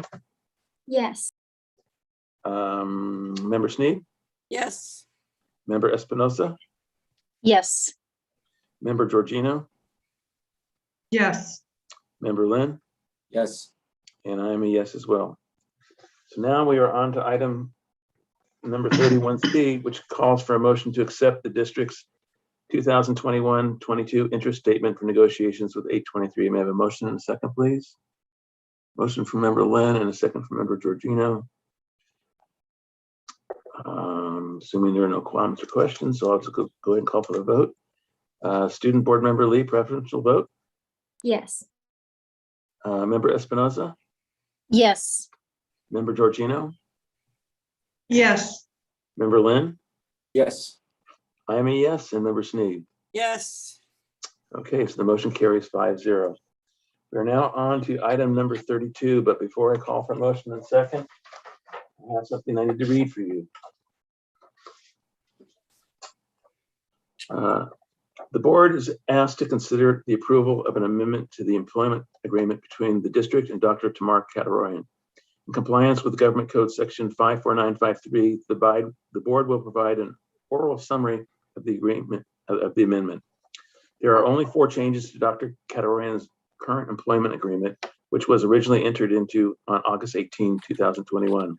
First, the expiration of Dr. Cateroyan's employment will be extended by 1 year from June 30th, 2023 to June 30th, 2024. Second, the amendment will allow Dr. Cateroyan to cash out 10 earned and unused days of vacation annually at her current salary rate. Third, the amendment no longer requires Dr. Cateroyan to provide the board with 90 days written notice in advance of terminating her employment agreement. Lastly, the amendment clarifies that Dr. Cateroyan will perform her duties at the direction of the superintendent and the board that are within her job description or that are otherwise mutually agreed upon in writing with the district. The remainder of the terms and conditions of Dr. Cateroyan's August 18, 2021 agreement are unchanged and remain in effect. Okay, now is there a motion and a second to approve? Motion from member Georgino and second from member Lynn. Hold on. I'm just going to go ahead and call for the vote. Student board member Lee, preferential vote. Yes. Let's see. Member Georgino, Yes. member Lynn, Yes. I'm a yes. Member Sneed Yes. and member Espinoza. Yes. Okay, so the motion carries 5-0. So now we are on to item number 33, but before I call for a motion on that, I have something else to read. The board is asked to consider the approval of an amendment to the employment agreement between the district and Mr. Lohman. In compliance with Government Code Section 54953, the board will provide an oral summary of the amendment. There are only 4 changes to Mr. Lohman's current employment agreement, which was originally entered into on August 18, 2021. First, the expiration of Mr. Lohman's employment will be extended by 1 year from June 30th, 2023 to June 30th, 2024. Second, the amendment will allow Mr. Lohman to cash out 10 earned and unused days of vacation annually at his current salary rate. Third, the amendment will no longer requires Mr. Lohman to provide the board with 90 days written notice in advance of terminating his employment agreement. Lastly, the amendment clarifies that Mr. Lohman will perform his duties at the direction of the superintendent and the board that are within his job description or that are otherwise mutually agreed upon in writing with the district. The remainder of the terms and conditions of Mr. Lohman's August 18, 2021 agreement are unchanged. So I need a motion and a second to approve, please. A motion from member Sneed, and I'm sorry, I meant a second from member Georgino. So are there any comments or questions on this item? Seeing none, I'll go ahead and call for the vote. Student board member Lee, preferential vote? Oh, Actually, sorry, President Smith, a quick question. Is there a particular reason why these two there's actually 3, and we're trying to make them all in agreement with each other. There was different aspects to them and just make them sort of standard. Just curious. Thank you. Okay, so I'm going to go ahead and call for your vote. Yes. Yeah, yes, okay. Member Lynn? Yes. Members, that's me, yes. Member Sneed? Yes. Member Espinoza? Yes. And member Georgino? Yes. Okay, so the motion carries 5-0. We're now on to item number 34. And before I ask for a motion in a second, I need to read something. Tonight, the board is considering the recommended approval of an employment agreement with the city of, with the Temple City Unified School District and Christopher Holmes to serve as the interim assistant superintendent of educational services. Government Code 54953 requires the board, prior to taking final action, to provide an oral summary of a recommendation for a final action on the salary schedule, or compensation paid in the form of fringe benefits of a local agency executive during the open meeting in which the final action is to be taken. Accordingly, the following is an oral summary of the agreement. 1. Under this agreement, Mr. Holmes will serve as the district's interim assistant superintendent of educational services effective October 27, 2021 through June 30th, 2022. 2. Mr. Holmes will be paid at step 1 of the associate superintendent / assistant superintendent row of the management and unrepresented employee salary schedule. Mr. Holmes will be entitled to receive the same anniversary salary increases or decreases and stipend for advanced degrees provided to other certificated management employees.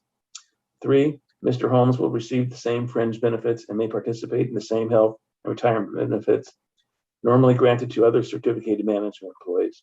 Mr. Holmes will also be entitled to reimbursement for the necessary and actual expenses incurred in the performance of his duties.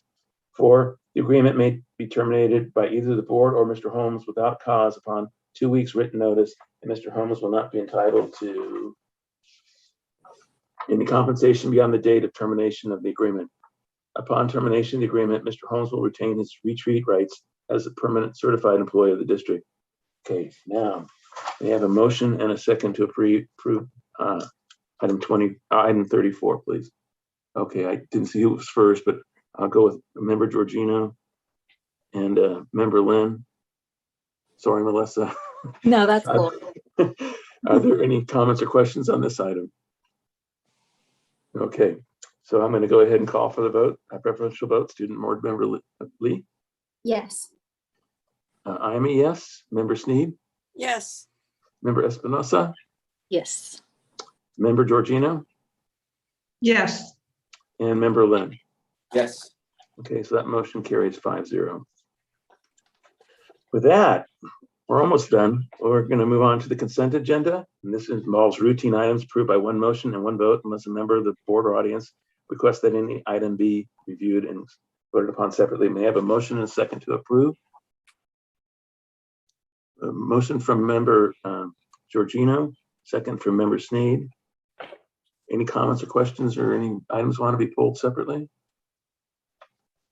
Okay, seeing nobody raise their hand, I'm going to go ahead and call for the vote, starting first with Student Board Member Lee. Preferential vote? Yes. Okay, Member Sneed. Yes. Member Espinosa. Yes. Member Georgino. Yes. Member Lynn. Yes. And I'm a yes as well, so the motion carries 5-0. Okay, with that, we are on to board requests or comments. Any comment anybody wants to make? Donna? Just one quick one. Congratulations to Jasmine Lamb, who is a TCHS student, and she is the student president for California for Skills USA. So Yeah, that's the a big whole honor, state. so congratulations.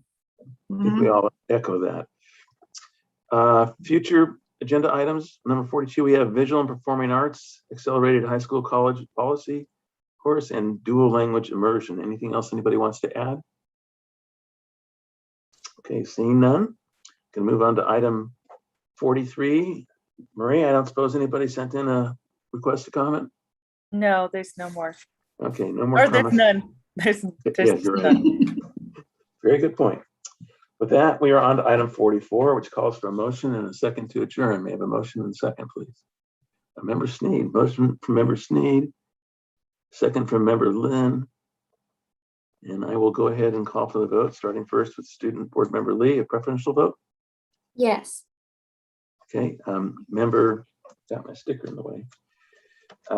Member Espinosa? Yes. Member Georgino? Yes. Member Lynn? Yes. I am a yes, and Member Sneed. Yes. Thank you all very much. This meeting is now adjourned. Have a good evening. Thank you. Thank you.